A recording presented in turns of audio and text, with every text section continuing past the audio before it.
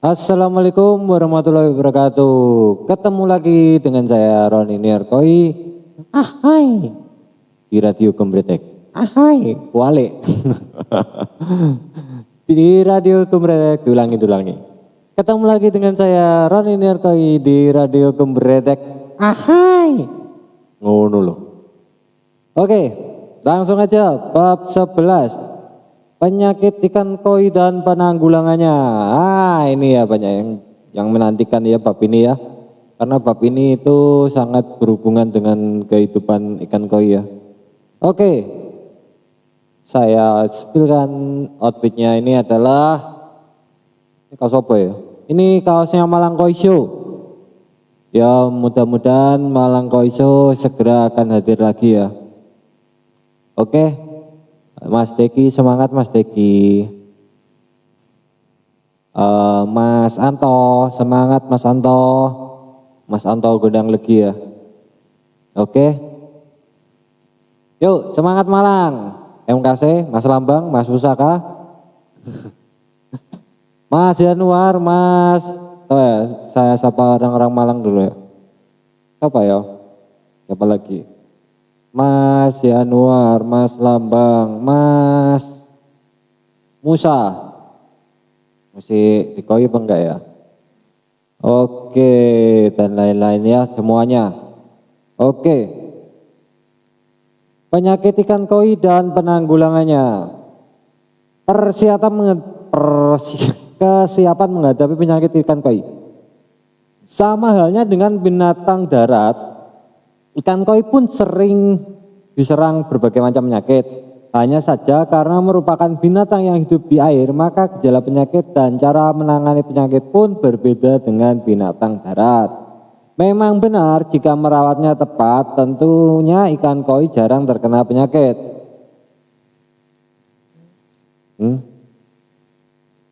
Biarpun begitu, jika lingkungan kolam pemeliharaan memburuk, ikan melemah akibat perawatan yang kurang memadai dan lalai membawa masuk patogen ke dalam kolam, dapat berakibat terjangkitnya penyakit.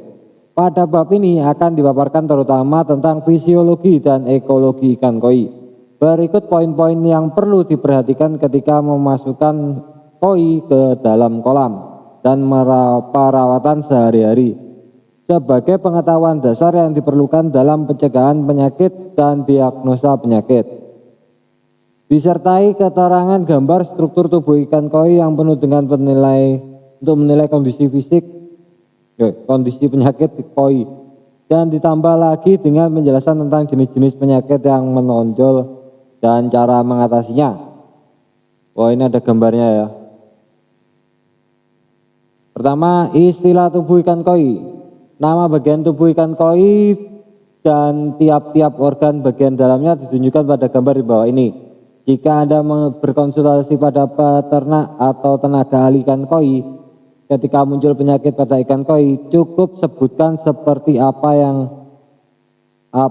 dan pada bagian apa saja tubuh ikan koi gejala penyakit tersebut muncul. Hal ini akan memudahkan penilaian kondisi penyakit, sehingga dapat dilakukan diagnosa dengan cepat dan dapat diambil tindakan penanggulangan secepat mungkin. Oke, jadi ini adalah gambar anatomi ikan koi ya. Untuk gambarnya silakan di search di browser. Bisa ada gambarnya, tadi ada sirip, ada mulut, ada ekor, kayak gitu-gitu ya. Anatomi ikan koi. Ada mata, ada mulut, ada apa itu? Ini apa ini namanya? Ini namanya apa? Ada sungut, hidung, hidung dan sungutnya. Fisiologi dan ekologi ikan koi. Fisiologi dan ekologi ikan koi yang perlu diketahui terlebih dahulu dalam rangka pencegahan penyakit, yaitu terutama mengenai suhu air dan jumlah oksigen yang dibutuhkan, oksigen demand, serta membran mukosa. Kemudian diperlukan juga pengetahuan yang cukup tentang fisiologi dan ekologi bagi induk koi yang sedang dalam periode bertelur. Sama halnya dengan jenis ikan yang lain, ikan koi adalah binatang berdarah dingin yang suhu tubuhnya dipengaruhi oleh suhu air. Oleh sebab itu, aktivitas biologis seperti kegiatan makan dan proses pencernaan berubah-ubah tergantung dari perubahan suhu air. Batas suhu air yang dapat ditoleransi untuk kelangsungan hidup ikan koi cukup luas. Batasnya minimalnya mendekati 0 derajat Celcius dan batas maksimal sampai 35 derajat Celcius. Tapi batas suhu yang optimal adalah 20 sampai 30 derajat Celcius. Ikan koi menghirup oksigen dengan insang yang merupakan organ khas ikan. Di dalam udara terdapat 21% oksigen. Tapi kadar oksigen maksimal, kadar jenuh dalam air tawar pada suhu 20 derajat Celcius hanya ada 0,6%. Tambahan lagi, semakin tinggi suhu air, kadar oksigen dalam air akan menjadi semakin sedikit. Sedangkan di kolam yang kotor, mikroorganisme seperti bakteri menghabiskan oksigen lebih banyak daripada koi. Yang artinya ikan koi akan selalu terancam bahaya kekurangan oksigen. Nah, ini makanya. Permukaan tubuh dan insang ikan air tawar, termasuk ikan koi, dilindungi oleh membran mukosa yang licin. Membran mukosa ini mencegah masuknya air ke dalam tubuh karena tingkat salinitas cairan tubuh yang lebih tinggi daripada air di sekitarnya. Koordinasi tekanan osmosis, nah ini ya. Juga bertugas menyingkirkan patogen yang menempel. Jika membran mukosa ini menipis atau terkelupas akibat kondisi kesehatan yang tidak baik, kualitas air yang buruk, atau luka gorisan, maka berdampak pada masuknya air dan patogen ke dalam tubuh. Masa bertelur, nah ini ya. Jadi membran mukosa itu yang licin di permukaan ikan koi, di tubuhnya ikan koi itu biasanya disebut juga lendir ya. Kalau ikan yang sakit biasanya pas itu bagiannya kasar. Kalau atau ikan yang keropok ya, kepanasan gitu, kelamaan di jaring, terlalu lama bergesek-gesek jaring sampai lendirnya habis, itu juga berbahaya. Karena membran mukosanya tadi, membran mukosa itu tipis. Habis ya, habis. Itu fungsinya apa? Mencegah masuknya air ke dalam tubuh karena tingkat salinitas cairan tubuh yang lebih tinggi daripada air di sekitarnya. Jadi, kalau airnya itu tingkat salinitasnya rendah sekali, maka membran mukosanya itu produksi lebih banyak gitu ya. Atau sebaliknya ya. Jadi itu kita membantunya pakai kasih garam. Jadi agar tidak terlalu berat dan apa? Oh gitu ya. Jadi kalau ininya proses osmoregulasi gitu ya.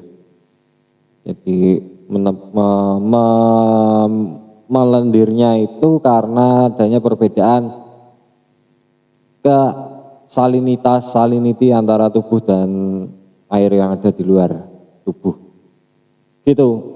Makanya kita pakai garam itu untuk karantina. Oke, masa bertelur ikan koi biasanya mulai dari musim semi sampai awal musim panas. Kematangan seksual untuk bertelur telah dimulai dari musim gugur tahun sebelumnya dan berkembang seiring dengan pertambahan panjang periode siang hari dan suhu air yang sempat turun di musim dingin dan kemudian naik lagi ketika mendekati musim semi. Ketika mendekati masa bertelur, induk ikan koi menjadi sensitif, mudah stres dan daya tahan terhadap penyakit menurun sehingga perlu perhatian dan penanganinya. Dan lagi induk koi yang baru bertelur mengalami kelelahan fisik sehingga mudah terserang penyakit. Prioritaskan untuk memulihkan kekuatan fisik dengan memasukkan ke dalam lingkungan yang bagus. Oke. Ini tentang wawasan dasar sejarah tubuh dan fisiologi ikan koi. Oke, besok kita langkah pencegahan penyakit dan pengamatan sehari-hari. Wah, bagus ini. Nantikan live-nya untuk besok. Kita ketemu lagi besok insya Allah. Tetap semangat. Jangan lupa dikasih makan ikannya. Oke. Assalamualaikum warahmatullahi wabarakatuh.